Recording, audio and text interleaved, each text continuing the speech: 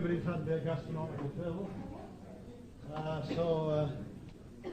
If you're all quite full and ready to sleep, I'll just begin.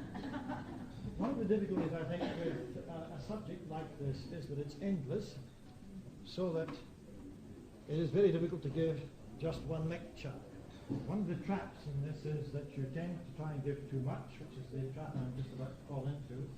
And the second way of doing it is to cut out doing a great variety, a comprehensive view of the thing, and to do one thing in particular and go into depth in that.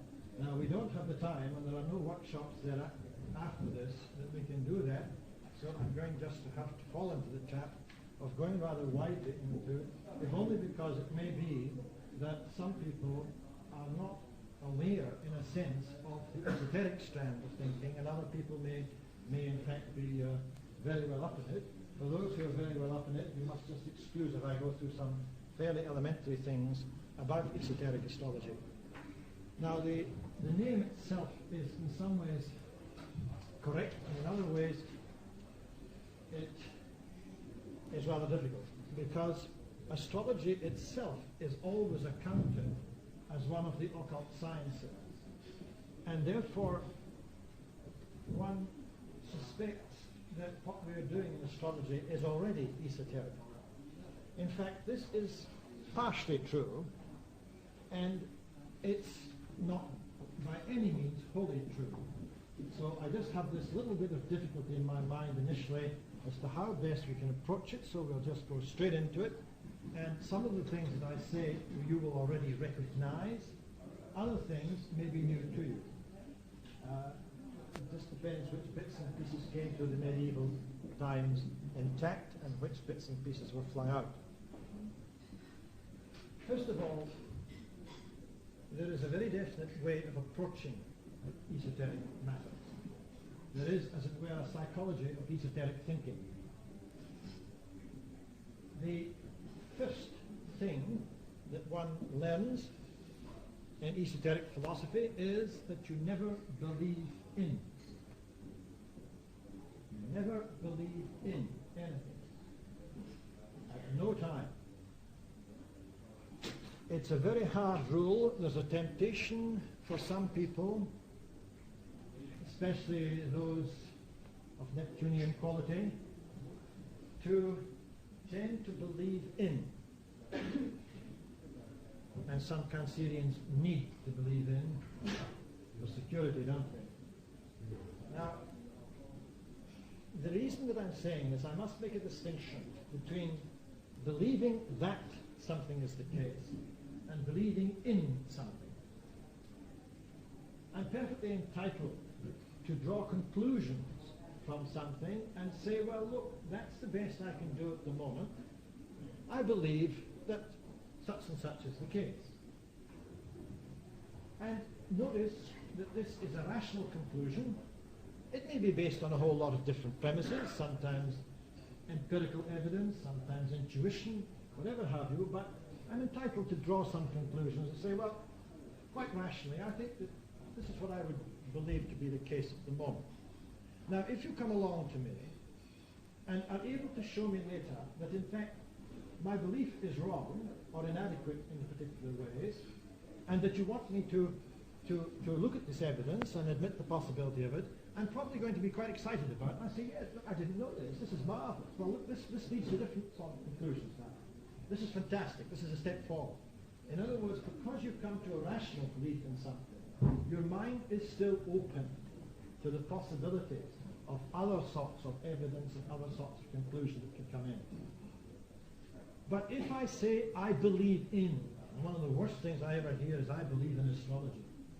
Or you say to someone, well, I do a lot of astrology, and you say, oh, do you believe in that?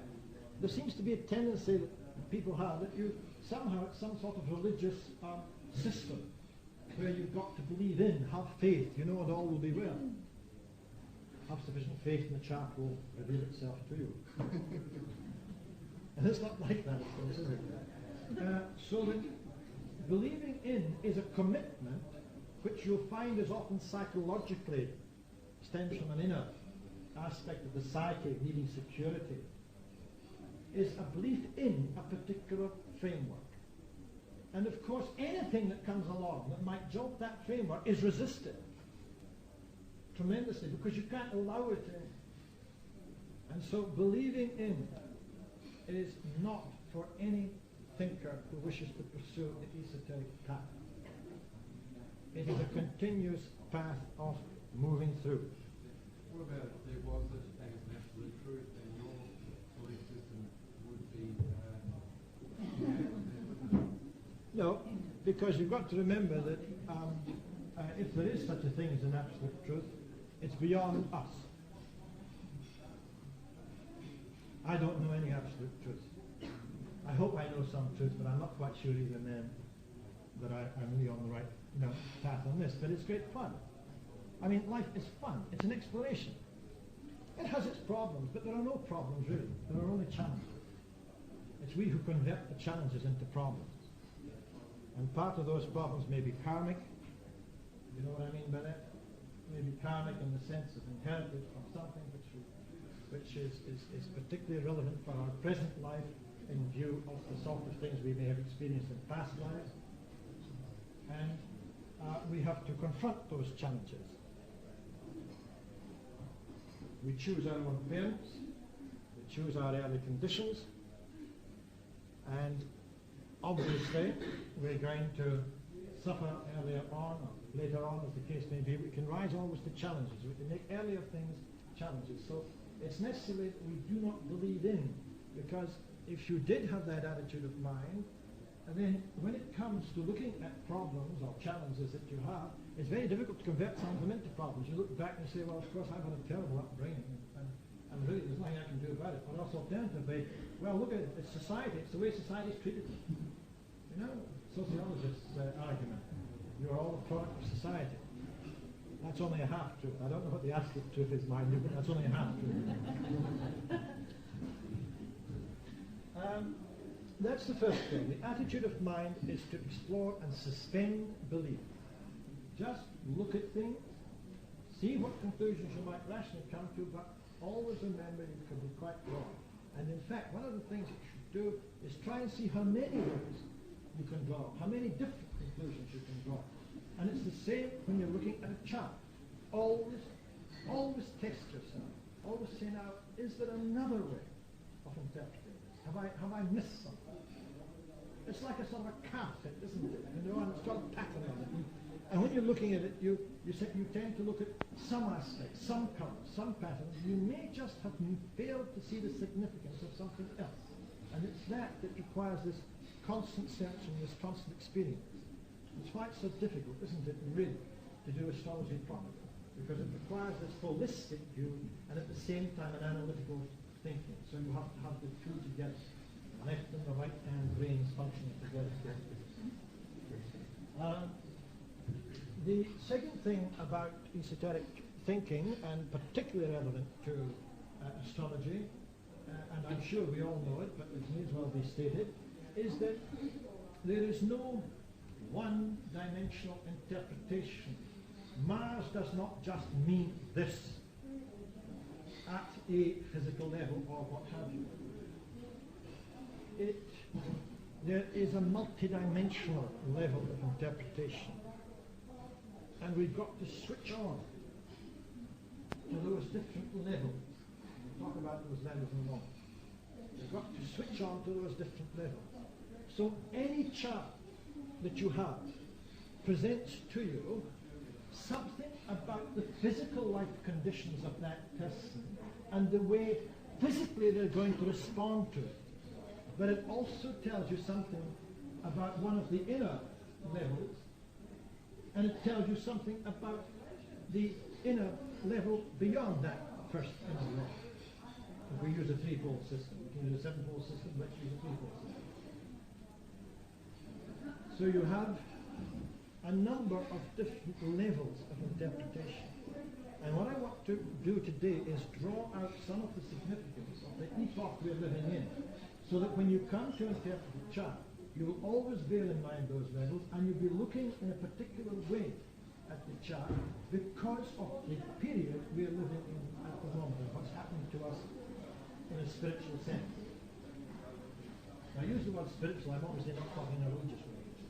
I'm talking about the inner essential ego aspect. The inner ego aspect. And I have already mentioned to you that you have to have a holistic approach, and this goes throughout the whole of esoteric thinking. So can I just repeat that little bit then at the start, that we have, you must sustain belief, that you must be open to other possibilities. Secondly, that you must be able to think in levels. It's symbolic thinking, if you like. Symbols do not have only one meaning, they have a whole plethora of meanings, but all the same orientation, of course. And finally, a holistic approach. Now, what about a little bit about the philosophy that lies behind esoteric thinking and esoteric astrology? The first thing that esoteric philosophy has maintained throughout is that we are in a living universe. That there is, in a sense, no such thing as just physical matter. That when you, for example, when I look at you, when I look at myself, as it were, in the mirror, I see a physical structure. And I may want to say that that's me. But if I do, then that again is one of those half-truths.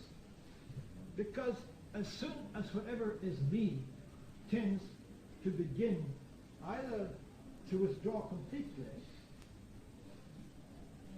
and say at death, then of course immediately the physical side decomposes and goes back to its constituents.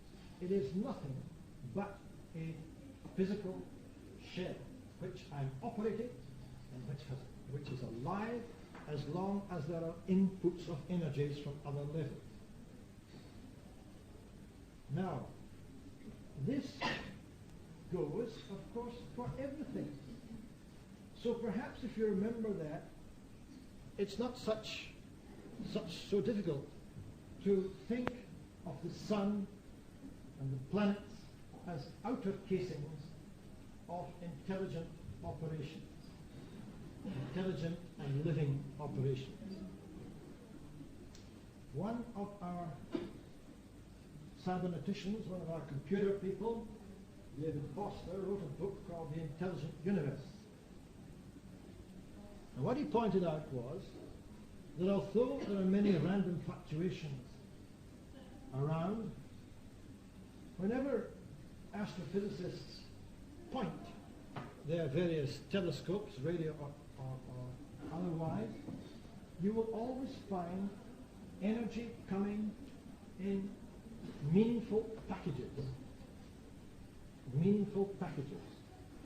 That's how and why we can interpret so much that's going on in distant galaxies and distant stars.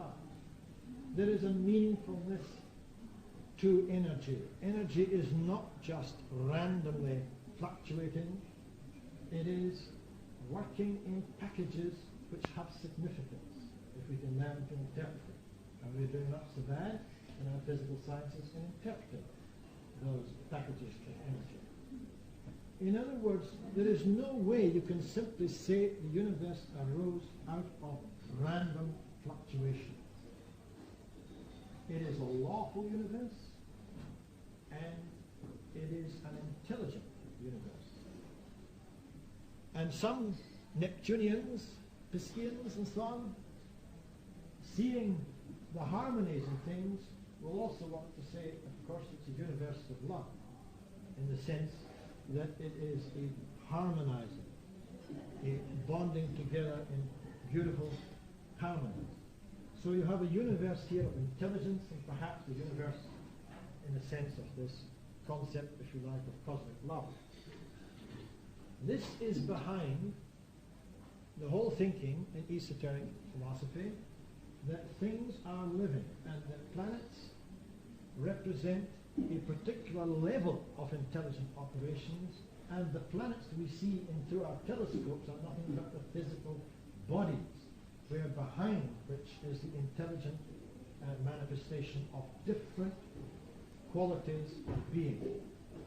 And it's those different qualities of being that give rise to the understanding of Saturn, of Jupiter, which we try and come to grips with.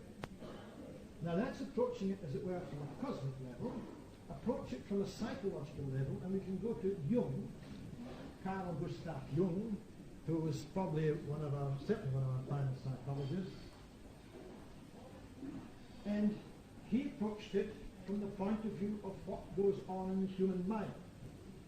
And here he professed to discover what he called the archetypal pattern, the archetypal images, which are there within the subconscious. I say subconscious because although we say unconscious, it's a rather unfortunate meaning because it isn't totally unconscious. We can actually bring it through and we manifest it in different ways. So it's there, and we have a sort of Saturn archetype, a Jupiterian archetype, a moon, a sun, and so on, within ourselves. These are archetypes of the collective unconscious. And we do certain things with them in each of our psyches, as it were, but basically they represent the same. And it's this understanding that actually the cosmos is also within us, as well as outside us, that has given rise to all the sayings that we all well know, the sayings from the emerald tablets of Azabah and so below. Man was made in the image of God in the Hebrew thing. Whatever type of thing you're thinking of, there is this cosmos within yourself. Hence, the understood relationship between macrocosm and microcosm, the larger cosmos and the cosmos within the human being. We carry Saturn and Jupiter, Moon, so on, around within us. Hence, the whole study of astrology is really the study of the relationship between human and cosmic rhythms. That's what we're really studying.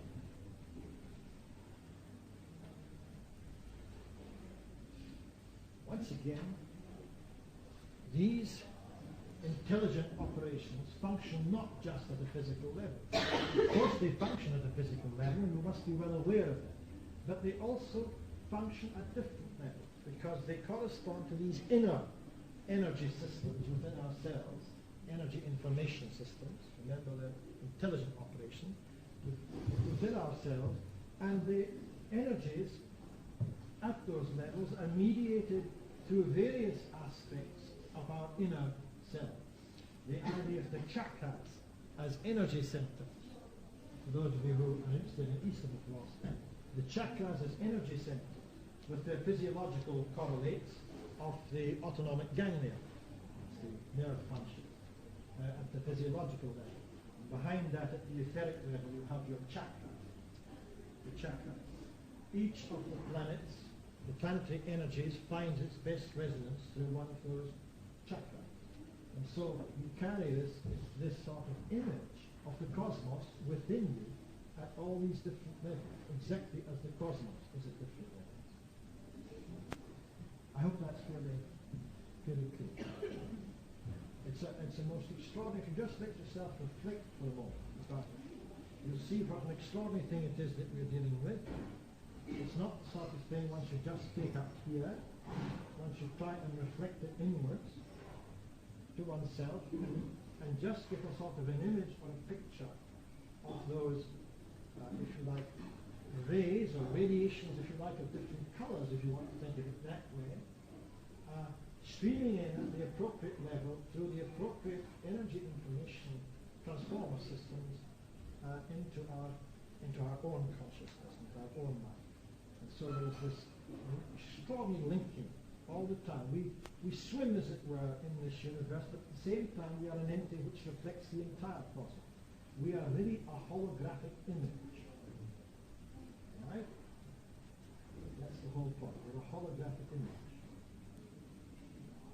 Hologram, are you well acquainted with that? It's fine.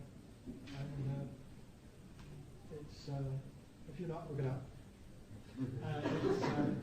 It's a new development in the sense that it's a development which has come about in the last 20 or 30 years and has been fully explored and beginning to be exploited just in the last decade or 50 years. And one of our foremost physicists, Professor David Bohm, has in fact produced quite a new and radical concept of the universe from a physicist's point of view, in which he looks at the universe as a hologram. And the suggestion is that behind the manifest universe are conscious of, there is an implicit order of things, something which is implicitly there, implicate order of things which lies there, and he's not averse to suggestions that even this at certain levels may itself be a reflection of other things. He, of course, is a very great friend of Krishnamurti, whom some of you will know, also an esoteric thinker. So we have an extraordinary thing going on at the moment, that the last time that the esoteric tradition and what might be called the orthodox tradition of the day were together was in Plato. Those of you who read Plato's Republic will know that his theory of knowledge in the Republic is in fact a pure exposition of esoteric philosophy. But then after that, with Aristotle, it split up, and we've now had about 2,300 odd years, 400 years of a splitting. And it is fascinating that now, once again, the two are coming together. And both Professor David Bohm's work and the work of one of the Stanford psychologists, Pribram, neurophysiologist really he is, working on memory, have both come to the conclusion of exactly what I was saying a moment ago, which is that we ourselves are a hologram living in a holographic universe. So that, if you like, there is this linkage, which the esoteric philosophy has always stated as fundamental. So when you're interpreting a chart, you have to get into this understanding that the Saturn, in a sense, which is there, is operating in particular ways within ourselves.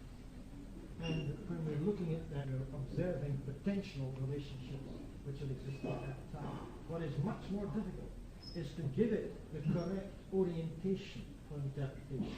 Because otherwise you fall into the trap of saying, yes, Saturn means this.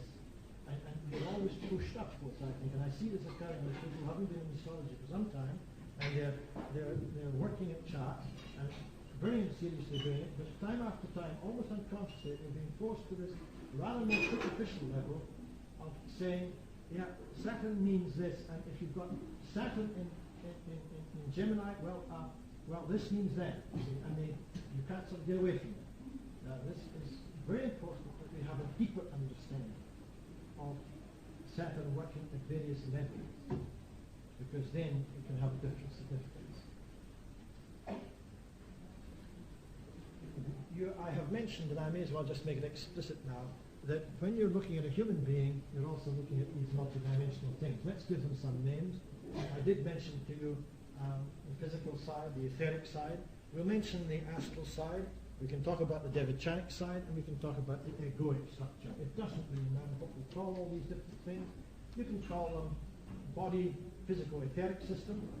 You can call it the mental-emotional structures as soul, and you can call the egoic part, the individual aspect, as spirit, if you like. So it depends which way you want to think. It just doesn't matter which way, as long as one understands what one is talking about. But there are these various, as it were, levels.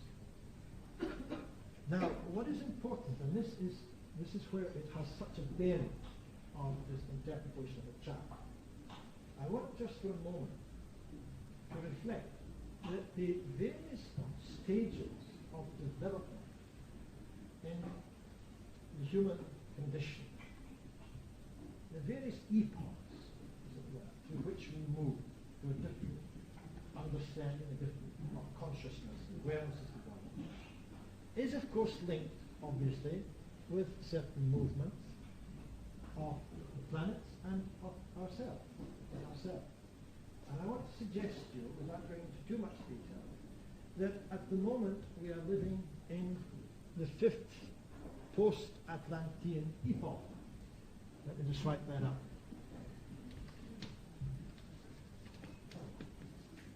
The 5th post-Atlantean epoch. And I want to give it its particular characteristics seen in the light of the history of consciousness. The first thing, if we go back to the ancient Indian civilization, and I can't go back at the moment further than that, to the Atlantean or to the Lemurian, all of which are significant in understanding this, but we'll just start at that. That was the first post-Atlantean epoch and existed long before the writings of the ancient Indian scriptures which we have, which date from about 2,500 to 3,000 BC. In actual fact, I want to suggest it's a way back about 8,000 BC, because these scriptures, you may remember, are the writing aspects of things which form part of an oral tradition for thousands of years. And in that epoch, we were very different people. Human beings were very different. The inner psychic configuration was very different. And we must remember that. They weren't just the same as us, but doing different things, or living in a different period. That's a total misconception. They were quite different people. And they were going through a different way of producing consciousness. And the interpretation of a chart, if we ever had it, which we don't, coming from that time, you'd have to interpret in quite different ways. Because you've got to remember the inner configurations than the sort of interpretation we have now. So you can see where I'm going to lead to. I'm going to suggest that there are slightly different inner things going on at each stage until we come to our own, and then say, now what characterizes our own?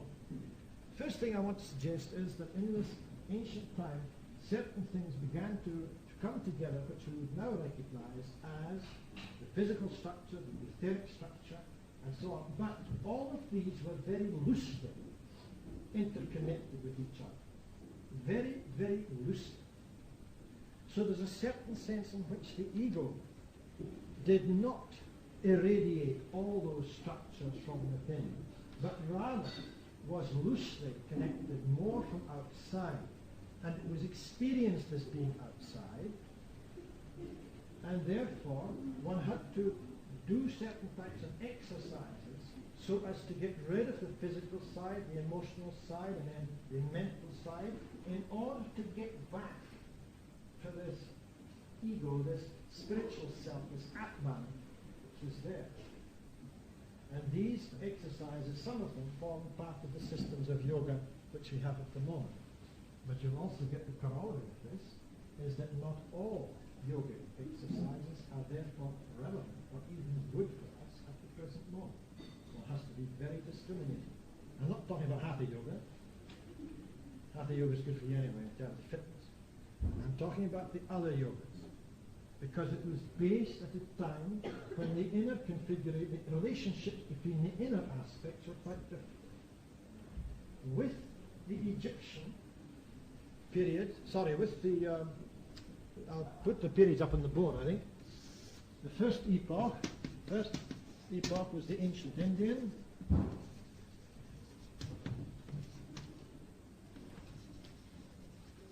By the way, these usually last approximately about 2,160 years. Anybody know why? Yes, the artifacts of equinox is the pretext for one zodiac constellation. Thank you very much. Yes, indeed. It takes around about 25,000 odd years to go around, and so we've got each epoch a 12th of that, and so it lasts about 2,160 years. There's so much actually to go into. One could do a happy period of looking into this whole business of the great year and so on, its relationship, but we can't.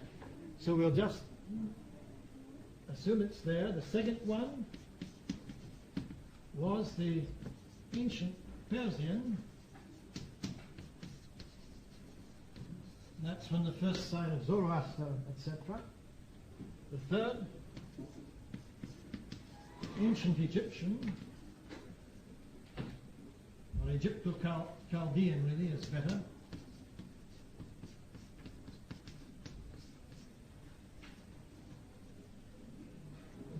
Egypto-Chaldean, number 4, was the ancient Greek, or the Greco-Roman period. And the 5th one is our modern period.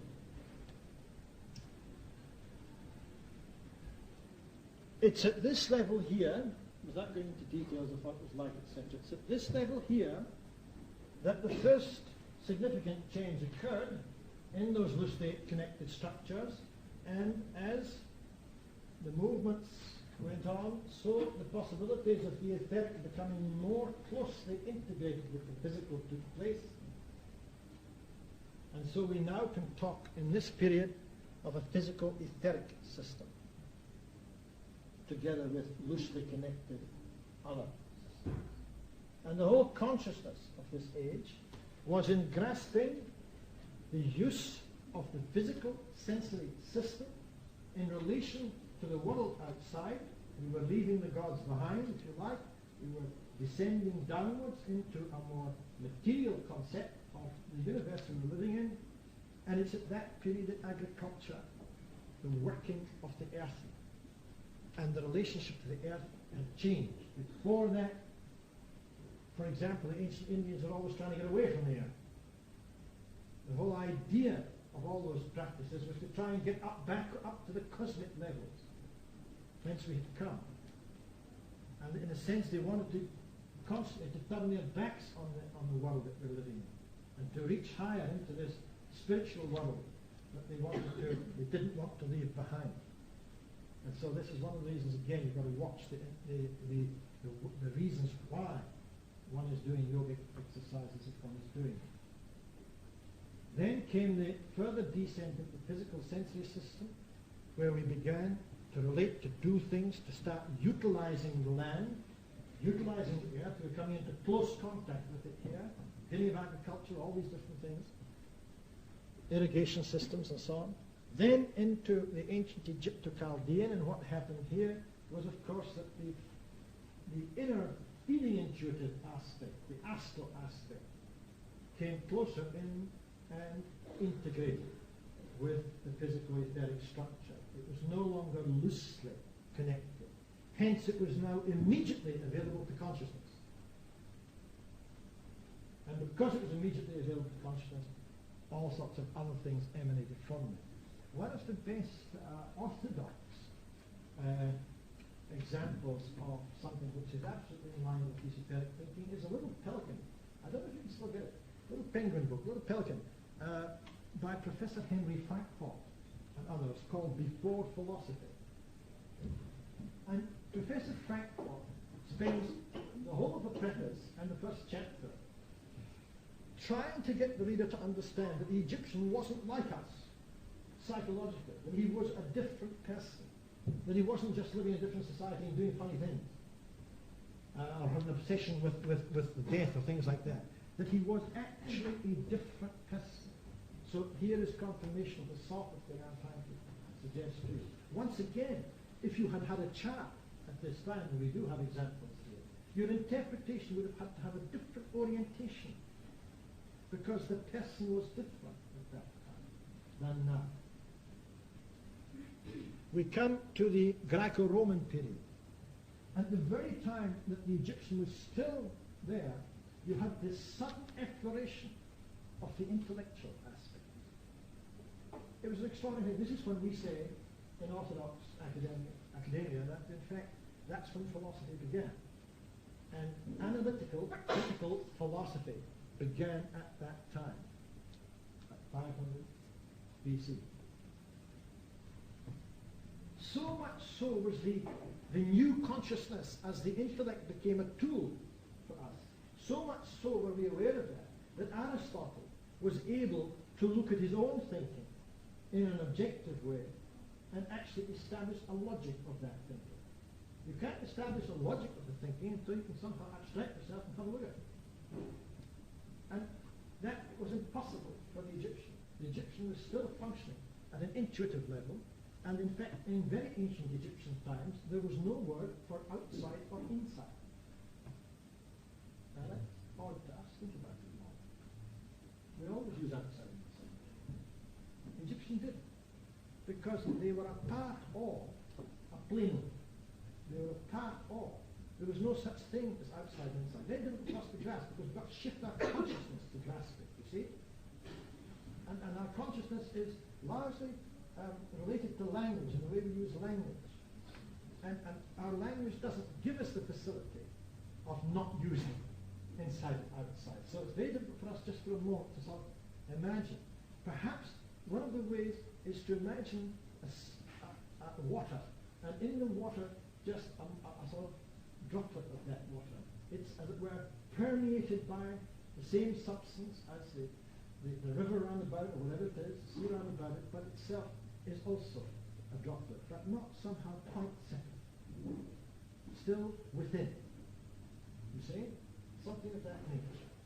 I mean, don't think of a sea as isolated droplets of things, do you? You see, that it's a total thing. But within it, we can just conceive the possibility of this droplet. And so, it's a part of a living universe. Whereas the Greeks suddenly shifted to apart from. And there's the universe out there, and now it's out there, because I can intellectualize it, I'm now going to see it objectively, and I'm now going to classify. And so Aristotle was the great classifier, and gave us the basis of most of our sciences, by this whole business of classifying, the taxonomy of biology, of physics, as it were, which was to come, and all the rest is there. And not only that, but this interesting feat of being able to project one's own intellect and watch what one is doing and say, yes, if I say all cows eat grass, and Daphne is a cow, therefore Daphne eats grass, that is valid. But if I say all cows eat grass, Daphne eats grass, therefore Daphne is a cow, that is invalid. Now, to do that simple thing,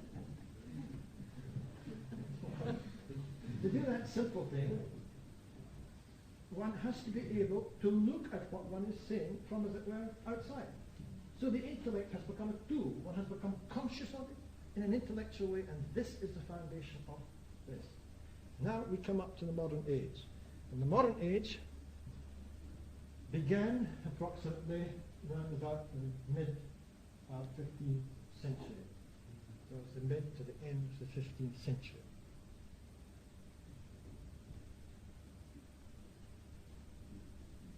And what has happened? Some people in the esoteric tradition call this the period of the consciousness soul, but you can call it by different names. I call it by slightly different names. What has happened is that as these systems have integrated, then we have now got an integrated body which will, in later epochs, differentiate itself out in one or two levels to produce a total sevenfold system, and even a ninefold system at a later date.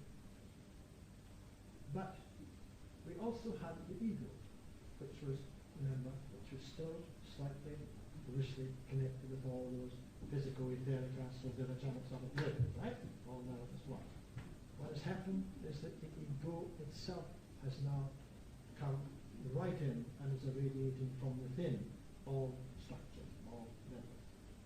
So we are now conscious of being an individual in a way that was not the case even in some communities this day. There are still communities in certain parts of the world where you get your self-image and your self-worth through the community, the small community you belong in. If you'd gone back to your great-great-great-grandfather and you'd said, why don't you do your own thing instead of just sitting in this village all the time? He sort of wouldn't understand you. He sort of scratches his head and thinks, what do you mean do my own thing? I mean, I'm here. I'm in the village. I married your mother. She was the last in my wife. She's your great-great-grandmother. She was the last in the village. And well, my father's always tilled the land, and my sons will till the land, and here I am. I'm here. What do you mean? the idea of actually being an individual separate from communities, even transcending societies, so that you move from one society into another society, into another. You can travel from perhaps a European society to a Chinese society to, what shall we say, to something somewhere else. Not a Kiwi one. And you learn to integrate as far as you wish into that society. Notice, as far as you wish into that society. It's a conscious endeavor or a conscious integration, and you're able to do it. So that you're not always simply, if you like, a European or Chinese or whatever. Of course you carry characteristics with you. You don't get rid of your past learning and things like this, but you can also transcend these because you are essentially an individual. So what has happened is that in this modern epoch, we have got individuals who are and can become ever more fully conscious at each of those levels in quite a conscious way. You can, as it were, stand outside the intellectual, outside the feeling intuitive, outside the sensory, and you can say, yes, you know, I'm sort of lacking a little bit in this business of an emotional level. It seems to me that now and again I do things and I'm not really in contact with my feelings. And so you can do something about it, quite consciously. Just as Aristotle did something about looking at logic and the way the intellect functions, so you can do something about your emotional. Or you may say, no, that level's fine. I'm quite happy. I've got a good emotional integration to life. But you know, I've never really studied, ever since I went to that godforsaken school system. It's turned me off studying anything. But I shouldn't really be as ignorant as I am about lots of these things that other people talk about. I don't see why the hell I shouldn't go and go off to university or go off to courses somewhere and see what I'm interested in. And that's exactly what happened. We get people, not insignificantly, around about the 27 to 30 period, which you recognise as the first major transition period, and you get these people coming up to university, and that's where the majority of our so-called mature students, that's when they come up, between 27 and 30. You may say, oh well, it's because the kids are away at school and these other things, but that's not really true. That's not really true. They are asserting themselves and saying, my intellectual operations are not really as efficient as I would wish, so I'm going to go along and have a good old bash at something like that. Or alternatively, I've never really been able to get myself right in the emotional level, so I'm going to go along one of these classes on emotion. We choose to do whatever is necessary to feel that we can integrate those systems within ourselves. But notice, within ourselves, we're not any longer oriented to one or the other. We are, for the first time, if you like, a unity, which is a very tight unity. And so the individual is important. So when you're talking about the intellect, you must always talk about it in terms of the individual development. It's not something out there you can just leave. And obviously, if you're talking about Mercury and its function in Egyptian times, it has a rather different significance and what, if you like. The same sort of meaning, but a different significance or what of that meaning in ancient Egyptian than it was in ancient Greek and is now. In a sense, if you like, what has happened is if you look at astrological charts, you can see that the Venus element is a recapitulation of the feeling intuitive. It's got the Egyptian interpretation. Mercury's got the Greek interpretation. And Mars has got the Persian interpretation. In other words, we gather together all those past things in our.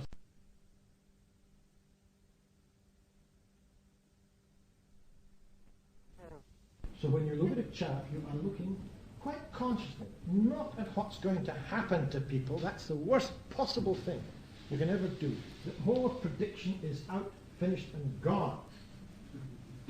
Now, when I say that, That's obviously an extreme statement. I'll now retract a little bit. And I want to make the point.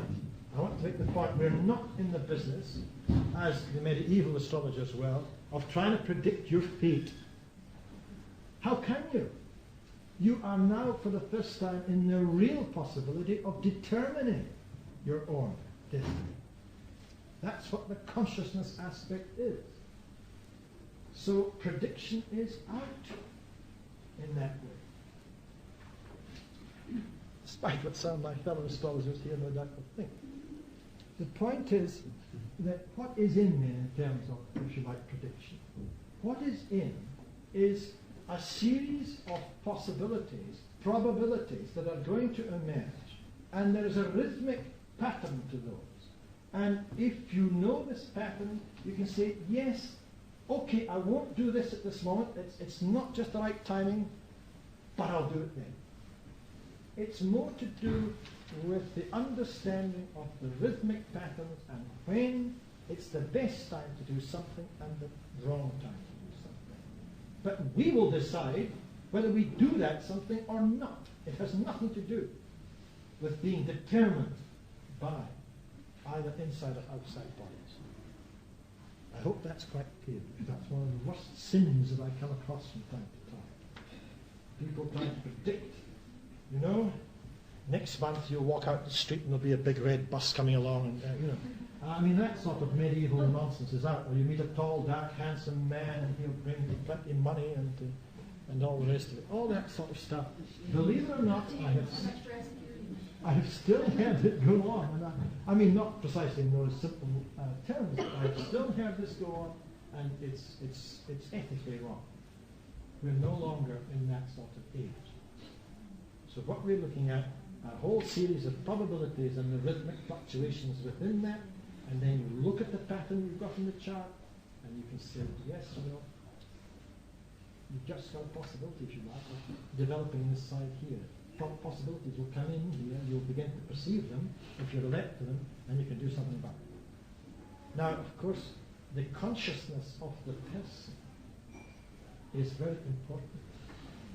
There are people you can tell this to and say, look, August, round about August, you might well have the possibility of moving to another position which will give you a lot of development in this particular area if you like. And if you'd like to take that opportunity, it's there for you. If you don't feel it's significant enough, okay, leave it alone. And you think you've done a good job. The only trouble is that the person can't even see the possibilities when they come around. And that is a problem. We can only put it to them. But if they can't perceive it, that's an inner thing about which you can do nothing at the time. And we all miss possibilities. And we all see possibilities and are scared to take them half the time. Always take possibilities. In case you're in trouble. But at least it's exciting, and you learn something from them. So it's this sort of world. We can choose, and we can choose what it is we're going to do. What astrology is all about, therefore, in a sense, from the point of view of the client, is a helpful interpretation of, in a sense, their potential and the rhythmic patterns that they can make use of if they wish. But in no way has it got to do with destiny or fate or whatever. And the fact that it has, for some people, because of lower consciousness, and therefore they're flowing with the tide as to whatever takes them, has really nothing to do with what we are doing. We will do our best, we can do no more. So in that sense, prediction, but not in the other sense. Now, when you're doing a chart, therefore, have this in the back of your mind, that we really are concerned with individual development. Fine, we all know that, and I think most of us work in that way.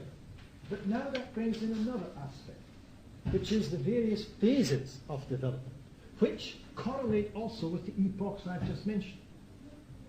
For example, in the first 7-year cycle, and I'm just mentioning there are 7-year cycles because we don't have time to go into all the reasons why there are different sorts of rhythmic patterns and cycles. One of the things you should do for yourselves is erect a chart I'm just direct the chart with various ages, as it were, at which certain cycles recur. For example, Jupiter with its 12-year cycle, so put down 12, 24, 36, 48, right up to 84 across the board.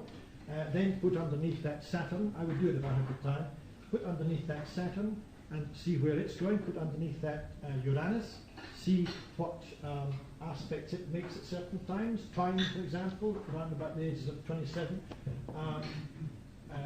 Trine again, around about the ages of about 54, 55.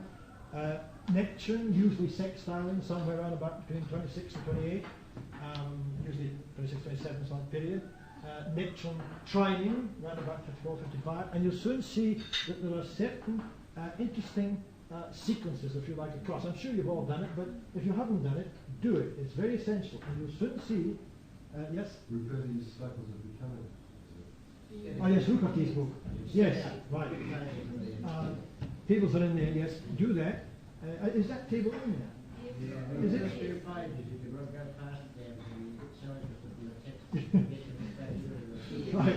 Okay, there you are. Rupert's cycles of becoming over. And you'll soon see that there are two very important transition periods. And by the way, I think there's some difference between what I'm saying and Rupert in the sense of I think he goes up to 70. I want to go up to about 84. Now go up to 84, and there's reasons why I can't tell you more. That leads us into other things. Go up to 84. Some of you might be interested in why 84, 12 times 7. Think about it, a number of different things here. There's a whole lot of correlations with Jupiter and also with other cycles, Uranian cycles and so on. Dennis will tell you more about them anyway. I haven't told you already. But these periods are important, and then you'll see that the 27-30 period is such an absolutely vital period for the whole of the rest of life that when you have a client between 27 and 30, you must take particular care about what you're doing. Then there's the later cycle of 54, 57, in that period, where again it's important, but so much has depended on the first transition period being completed properly. Now, we can think of it this way, that there are three major phases, and your client chart is obviously going to be interpreted within that phase. I mean, after all, you have the same natal chart, but you do quite different things with it in a sense when you're looking at a client who's 25 or 26 to a client who's 50. I mean, obviously, we all know that, but somehow we've got to have it in a clear way as to why it is that we're doing this. And again, these inner phases of development are associated with cosmic rhythmic patterns. So let's have a look at some of those phases just very quickly. And those who want to know more about this should buy a book by Leeuwenhoek, Professor Leeuwenhoek, called quite simply Phases.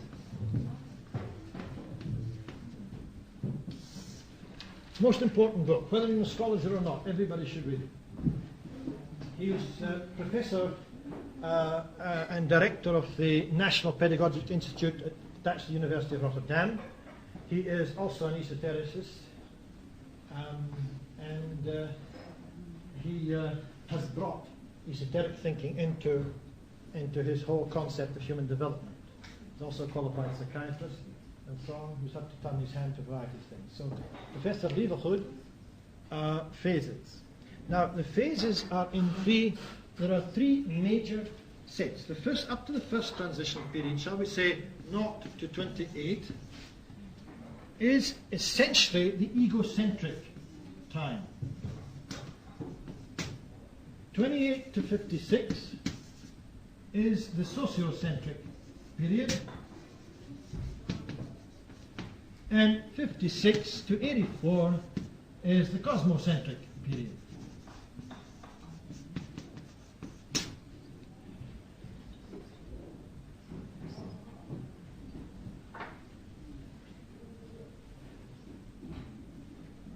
Not to 28 is 4 cycles of 7, 4 cycles of 7 here, and the final 4 cycles of 7. So 3 major periods. Now, by each egocentric phase, I mean that this is the phase where you gradually go through the recapitulation of those epochs. The first 7 years, the physical sensory development, the psychomotor stage. The second 7 years is the feeling intuitive one. It's where the basis of morality, the basis of feeling, the basis of social contact begins to come in.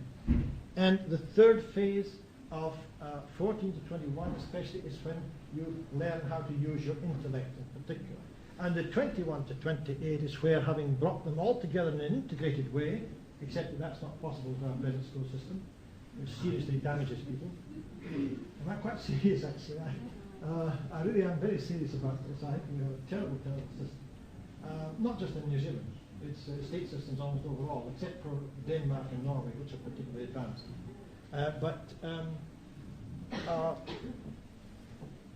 We have this beginning of saying to the world, look, I'm here, I can do things, I'm doing things, and I'm very eager about things, I'm making my way in the world, and everything that you're doing is related to yourself in terms of your values.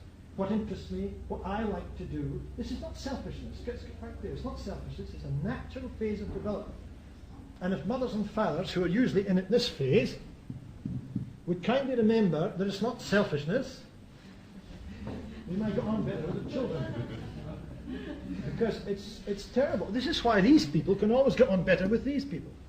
And the finest thing you can do is set up a kindergarten with an old people's home nearby. It's true. They love it. The old people, they just love it.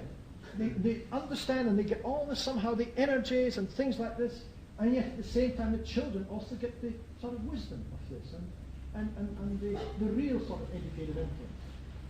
Nana's a great object. So, these things we ought to think about those things, because the worst generation for getting on with anybody, of course, is in between here, you say, where they have to remember what's going on. Now, the first 28 years in egocentric values, then your self-worth, which has come out of what you're doing, and your ability to do it, and you're learning also what you can and can't do, has changes a little bit from the 27 to 30, and it's no longer enough just to do it for yourself. You want to sort of do things for, not for other people so much, but for society. You want to feel that you're doing something which is worthwhile. To whom? Not to yourself this time, but to other people, and other people will recognize it. Not just through the pay packet you get, but through the fact that you feel you can justify what it is that you're doing in society. That you're part of society. And this is where all your social responsibilities and your concern, your beginning concern with perhaps politics and all the rest of it, this is the phase that it begins. People who've never studied, it's interesting, people who never studied politics and come up to university when they're 27, 28, and you say to them, what about taking this politics course there? There's a lovely couple of courses you can do. Two there's both semester courses in politics and the theory of political philosophy. Oh, politics, oh no. And you say to them, well, have a bash of it because it's so good. Oh well, if you think it's right, we'll have a bash. And then later on they come back and say, hey, it's fascinating, those courses. Gosh, they're fascinating. Never thought I'd like them. And they all think they're going to do psychology, you see, but they come up and say, I can't stand psychology, but gee, these politics courses. And it's nothing to do just solely with the departments. It is true that one department is slightly better than another, but that's because all these psychologists are behaviorists. But in fact, it also has to do with the fact that all of a sudden they're opening up to the social aspects of things. And they do want to know where they fit into the system and what the system's all about. And it's interesting to see this burgeoning out. And so you get this here. Now, if everything has gone well, and you pass through these phases, and you do things, and you expand things, and you're prepared to do things, this is the time also you like doing things, you get like doing things, because it's good to be able to do them without any thought of reward and things like this, especially as you get towards the end of this period here. You then can move happily through the transition period when Neptune is so strong, trining your natal position. Uranus is also trining your natal position. Look what's happened. You're being driven inwards to the inner creative sources, the Neptunian, the Uranian, if you like, the universe as an idea in the mind of God, or what was it, Sir James Jean said, God must have been a mathematician. And Einstein said, God, of course, is a geometer. You see, they were, the intelligence of the universe was overwhelming for them. And then, of course, you get the mystical side, the Neptunian side, which says that the universe is love. And so both Neptune and Uranus are functioning very strong to drive you in, to give you that thing which we call wisdom. You can't get it before then, and you'd be very lucky under our society to get it at any time. Because there are demonstrations, in fact, of some poor souls who really have physically reached this age, who are still at this level here, and want power. They want power at all costs. And whatever I say is right. And if you can get into a position of power, they will be right. And so you get all the unfortunates who go out from time to time.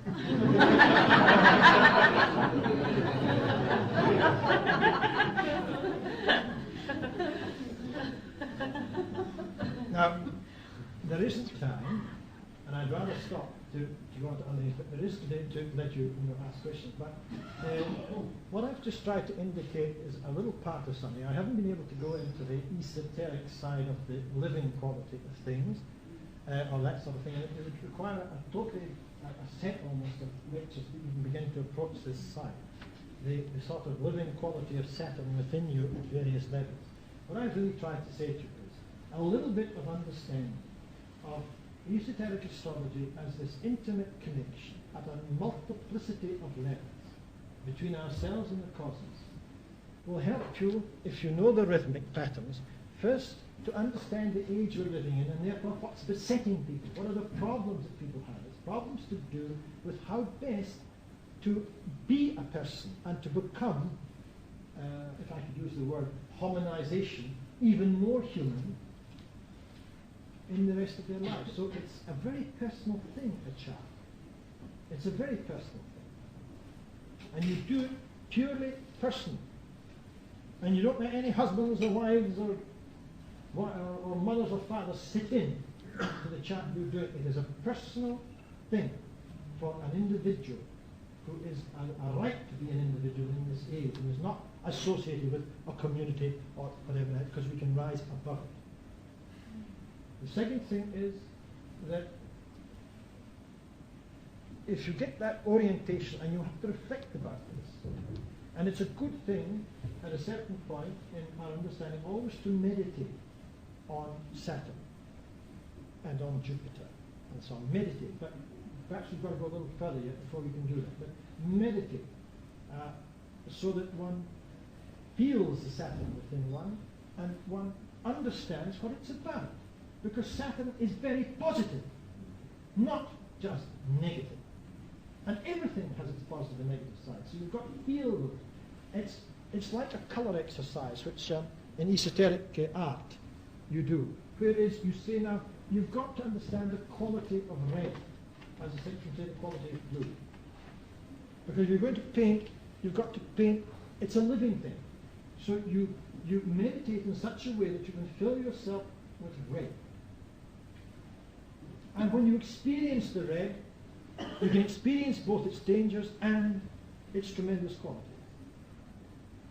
And then when you bring it out, in this case in art, then you're dealing with a living thing. You understand it, you see? It's like a tree.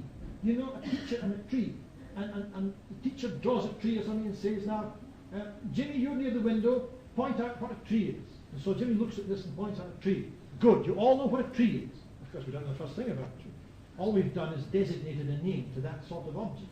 If you want to know what a tree is, go and put your arms around a tree and just close your eyes and say to yourself, can you feel the tree, the slow rhythmic aspects? Can you feel the energies moving upwards, which are a nutritional cycle? Can you feel the cosmic energies from the sun and moon coming in? Can you feel the modification cycle from the atmosphere in which it is, the climate? So you've got your geophysical field, if you like, you've got your cosmological field, and you've got your climatological field. And all of these interact in such a way in this particular living thing that it is a tree. Can you feel the rhythm? You've got to be able to do that before you can feel this. Now it's the same in a sense of a chart, don't you see? It's from the point of view of the astrologer, it also must be, the symbols of astrology must be meditated. You must bring them within yourself and understand them from within. Then you'll have much more meaning to the chart. So that's there. When you interpret it, it must be interpreted not only within the epoch we're in, but within the various major cycles. And I haven't had phases, and I haven't had time to go into all the 7-year phases, but remember that the first one is essentially the sensory motor, the psychomotor development of a child, then, and that's what's important, so you concentrate on those aspects at the time in the chart. That's where the significance lies. Then the feeling intuitive one is, that's where the significance lies in the chart. Then the intellectual operation stage, that's where it is. Then the thing that takes you up to 28 years. Beyond that, it's very interesting. We should go through all these cycles of phases. We don't have time. But if you look at Leverhult's book, you'll find it there. Now, when you read it, don't just read it and say, ah, yes, I understand. Read it and bring it inwards again. It's a meditative thing. Bring it inwards, reflective. You can't do esoteric thinking without this inward reflection. Now, I'm going to stop there. There's literally years that you can investigate all sorts of things that I haven't even mentioned. The whole business of the zodiac and its relation to the sun, the various symbols. The zodiac, of course, is outside that. That's the more cosmic side. And the other side is more within the solar system side. So there's hierarchies here that we really ought to talk about, but we don't have the time. So can I finish there and simply say, no, any questions, and I'll be very happy.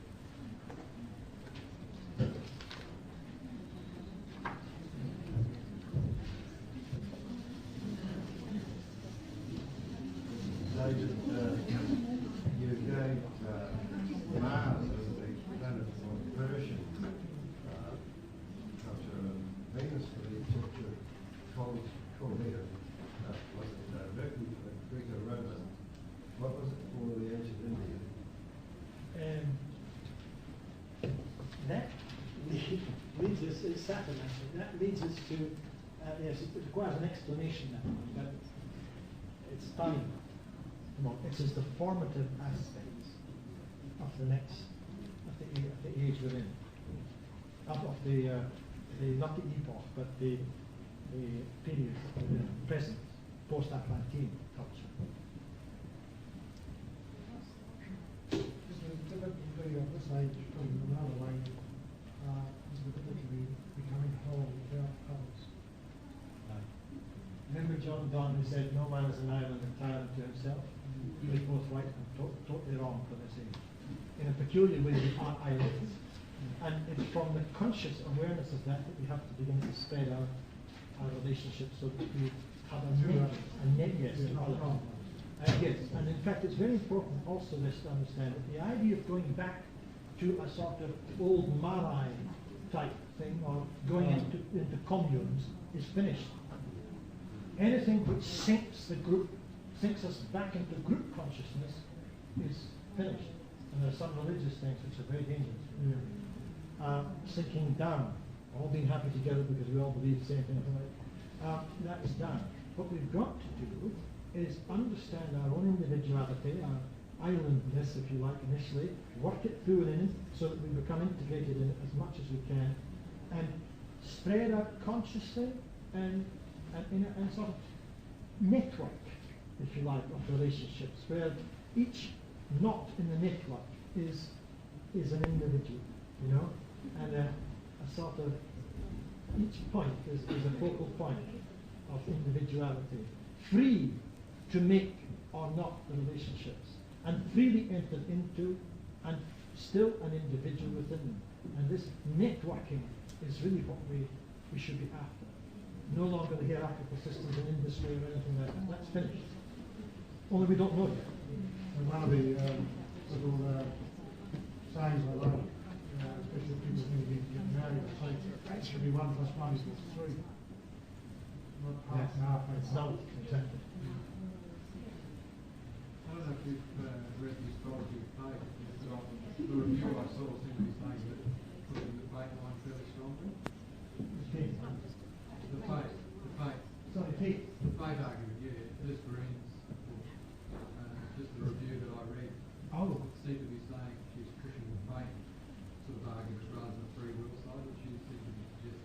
Yes. You know, the individual view, you know. Yes. from the three. I didn't.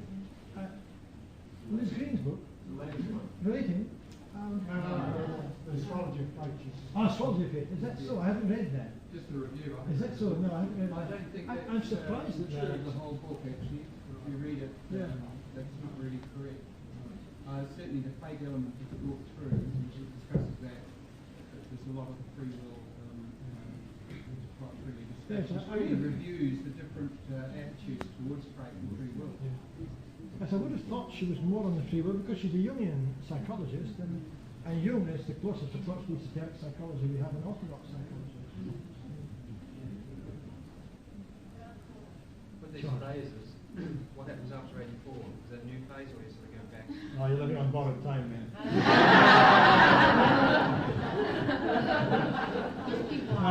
No, it's actually, you raise a very important question, oddly enough, decide what happens after 84. There is a sense in which it's true that you're living on borrowed time, but there is this interesting thing which almost came up with something you asked, and I almost gave a reply to it and didn't. People often say things like, you haven't told us anything about all these esoteric planets, like, you know, there's Vulcan and things like this, and you know, I read a book and it says this, that, and the next thing, and, well, what about Vulcan? Or things like this, things that we're supposed to know about but we don't know about them. The answer to that is very simple. Of course I don't mention Vulcan. Stand up anyone who knows, who's aware of being influenced by Vulcan. You see, if it doesn't enter into our consciousness, we cannot do anything with it. It's not that it's not there in an outside sort of way, it's not there in an inside way. The potential is there, and we will come to it. But there's no point in yelling one's head off and trying to show that one has a lot of knowledge about Chiron and all this other nonsense, because it isn't within our consciousness at the moment. We've enough to do trying to become conscious of Uranus, Neptune, and Pluto, and understand them, and really get to grips with them. I mean, if you're not very conscious of Uranus and Pluto, then when Uranus squares Venus, when Uranus squares Venus, for example, you probably dash around being promiscuous half the time. But if you know what it's all about, you become a creative artist. And I think that one out. It's obviously true, isn't it? Because you see, if you're conscious of those forces and able to take hold of them, then it's not a domination over your Venus activity, but rather an expression of it at a higher level.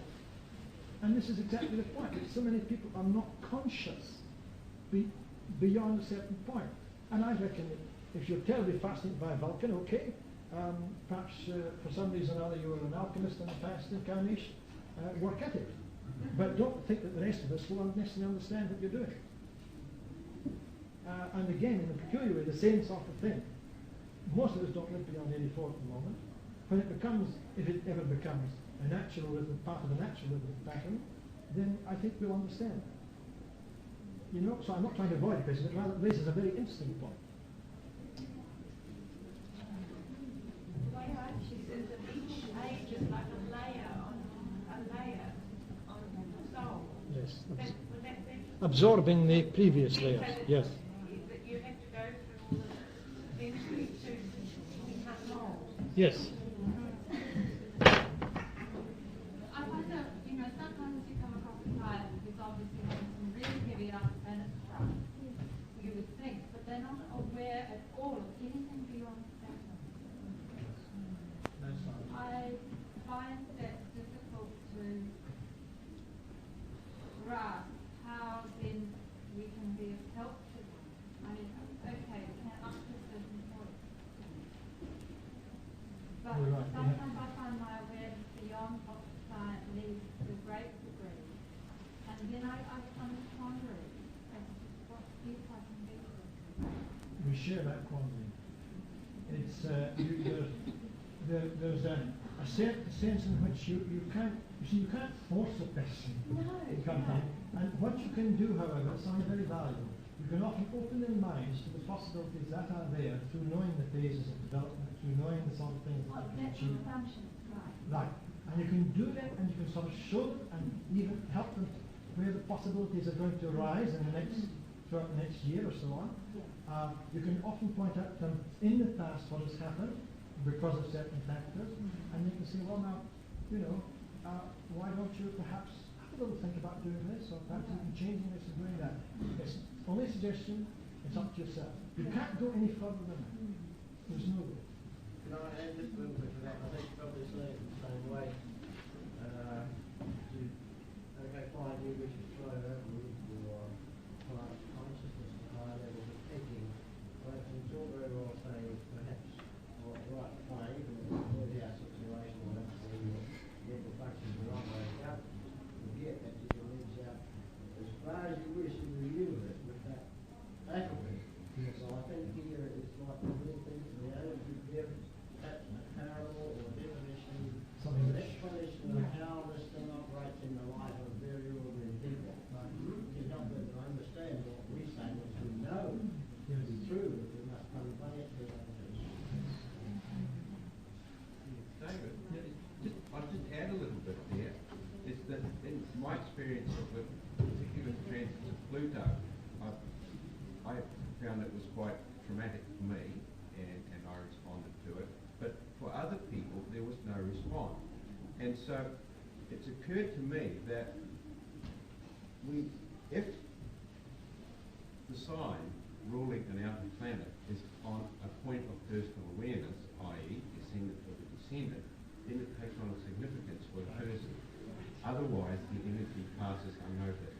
Absolutely, you're so right. I mean, and there's not only those 2 points, there may be other sensitive points too, which we might like to explore in this, as you know. But I agree absolutely. That's why I really said you've enough difficulty with Uranus-centric Pluto. Look, Pluto was only 1930. I mean, that's really when it, as it were, officially entered our consciousness, right? So we have a long way to go yet before we can really understand it and use its elements and find them within ourselves. It really is difficult. We're right in this wonderful period, actually, in some ways, but bloody awful period in other ways, depends how you want to look at it, where we really have to struggle through it. We really are transiting, and we're, if you like, part of the pioneers transiting through this period. We're in a terrible mess, both, as you know, outside, in the world outside, as it were, and so on, simply because we don't have this awareness. The more we can do to increase it, in any way whatsoever, and I particularly, of course, am interested in the education system, being an educator, it's horrifying when you compare, in a sense, what we're really hoping that kids will be able to become, and you look at our present system, and we're actively destroying certain possibilities. That's the point. I wouldn't mind so much if it was just a waste of time, because you'd always do something with them at home. But actually we destroy some of their possibilities, and some of the parents as well. They let the little kids come back and sit before a goggle box. It's horrifying. It destroys the active thing. Because when if you think about it, you probably know psychologically, when you're looking at things, your eyes are always darting. Your eyes are active. They're seeking out things. And they like differences of things, different colours, different things. We like looking out here, don't we? Because it's nice. It's nice to get away from 4 walls and look out. In fact, this building is beautiful because it hasn't got 4 walls. Isn't it nice? You're not sort of hemmed in like this. You're looking out. Now, classrooms are always in the square. It's terrible. So you like looking out, but your eyes are active. Now, you sit before a goggle box, and it's the first and only time you, apart from being a very young child, you ever stare. You never otherwise stare, because everything is being presented to you, and all you've got to do is sit and stare, and it's the only time people do ever stare. Now think of the effect of this in the inner system. You are damping everything down. That doesn't mean to say don't go and look at the program now and again. I'm talking about that. It's a horrifying thing. Both parents and schools are disaster areas. And we really have to try and see what's possible. There's a number of things possible. I'm plugging it at the moment as much as I can, both at university and outside. One of the systems that has grown up over 60 years that I've experienced, the Shiner system of schools, and it's coming up because at least it makes a solid endeavour to get somewhere, and has the esoteric base as well, it so happens. And we've got, whenever we see things like this, we look at what's his name's economics. What was that man's name again? He was a pupil of Gurdjieff. Small is beautiful. What? Schumacher. Yeah, Schumacher. Of course, he's dead. But Schumacher wrote this beautiful thing, Small is Beautiful, which I'm sure some of you at least have read in this. That was based again on an understanding of this increasing individuality, the network sort of concept. You need to keep certain things small, even if you operate outside in sort of larger areas like the dairy boar or something like this, you don't grow as individual producers. But read those things, think about them, reflect about them. So much has been said by esotericists of all sorts out in public, who are not always known as esotericists. But Schumacher was a pupil of Gordier. And in art, Le Corbusier, for example, the architect, was a pupil of Steiner. There's a whole lot of things have gone on. We already have around us. Try and pick it out, see what's there, and we've got to plug it, because it's disastrous at the moment. And I don't really know whether we're going to get through the next, as you know. I mean, I'm not going to predict that we're going to go into serious trouble in the 1990s, as you know. And about 1995 is my bet, but other people will make it a little later, a little earlier. I don't know. What do you think, then? About 1995? Yeah.